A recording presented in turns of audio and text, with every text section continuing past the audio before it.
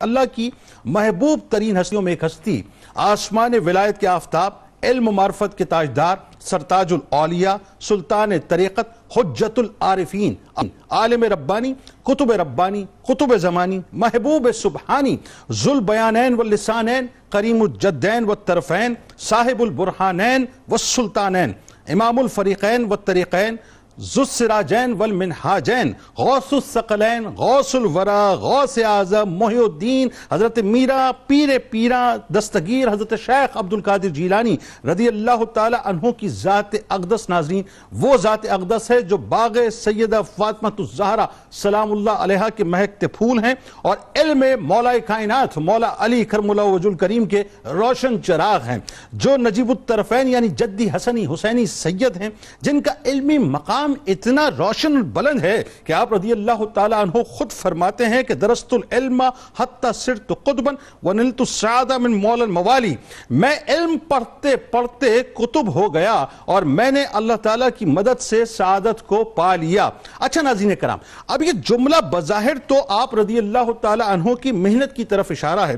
مگر اس جملے کے پیچھے اگر محسوس کریں تو ایک کائنات ہے جو لوگوں کو پتہ ہی نہیں ہے۔ صاحب غوث اعظم دستگیر رضی اللہ تعالیٰ عنہ کو سمجھنے کے لیے ان کے علمی مقام کو سمجھنا اور ان کی جستجو اور محنت اور تکالیف جیسے آپ نے برداشت کی اس کو سمجھنا ناظرین بہت ضروری ہے کہ طلب علم کے لیے غوث اعظم رضی اللہ تعالی عنہ کی قربانیوں اور فقر و فاقہ کی ایک طویل داستان ہے۔ تحصیل علوم میں آپ رضی اللہ تعالی عنہ نے سخت ترین مصائب و آلام کا سامنا کیا، ماں کو چھوڑا، وطن کو چھوڑا، 18 برس کی عمر میں تنہا 400 میل سے زائد کا خطرناک ترین سفر طے کر کر بغداد شریف تشریف لے گئے۔ ابتدائی دور میں کئی کے دن آپ بھوکے پیاسے رہے، ایک مرتبہ 20 روز تک آپ کو ناظرین کچھ میسر نہیں آیا۔ آغاز تعلیم سے تکمیل تک 8 سال کی مدت میں ایسے سینکڑوں جاگداز واقعات پیش آئے جن کو سن کر پتھر کا کلیجہ بھی شک ہوتا ہے۔ حضور غوث الاعظم دستگیر حضرت شیخ عبدالقادر جیلانی رضی اللہ تعالیٰ عنہ خود فرماتے ہیں کہ میں نے ایسی ہولناک سختیاں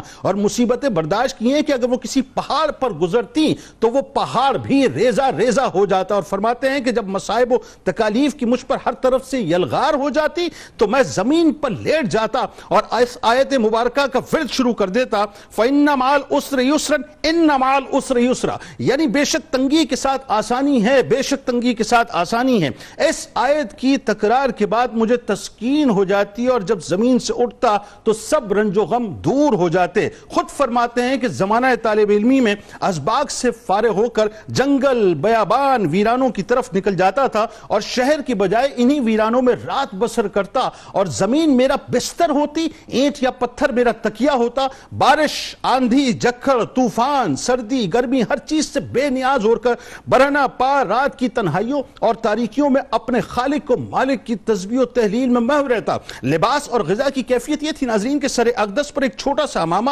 صوف کا ایک جبہ زیب تن ہوتا اور خود بوٹیاں اور درختوں کے پتے، ساگ، کوپلے اور سبزیاں جو عام طور پر دریا دجلہ کے کنارے مل جاتی تھی انہیں توڑ کر کھاتے تھے۔ یہ سب جہاں کا مصائب و آلام آپ رضی اللہ تعالی عنہ کو اس تسکین کے مقابلے میں ہیچ معلوم ہوتے تھے جو آپ کو تحصیل علم میں حاصل ہوتی تھی۔ ایسی تکالیف دشواریاں ناظرین پیش آئیں کہ کوئی اور شخص ہوتا تو شاید اس کا ذہنی توازن ہی برقرار نہ رہتا، مگر سیدنا غوث اعظم رضی اللہ تعالی عنہ نے اس کی مطلق پرواہ نہ کی کہ منزل سے آگے بڑھ کر منزل تلاش کر، مل جائے تجھ کو دریا سمندر تلاش کر۔ وہ اللہ پر توکل کر کے صبر و شکر اور ہر اطمینان سے یعنی ہر امتحان سے اطمینان کے ساتھ اس کو برداشت کرتے ہوئے آگے بڑھتے رہے۔ پھر اللہ نے آپ کو علوم ظاہری و باطنی اور وہ مقام عطا کیا کہ علماء بغداد کیا، علماء زمانہ آپ رضی اللہ تعالی عنہ سے جو ہے فیض حاصل کرتے تھے اور آپ ان پر سبقت لے گئے۔ آپ رضی اللہ تعالی عنہ کے علم و فضل، علم و معرف اور فصاحت و بلاغت کا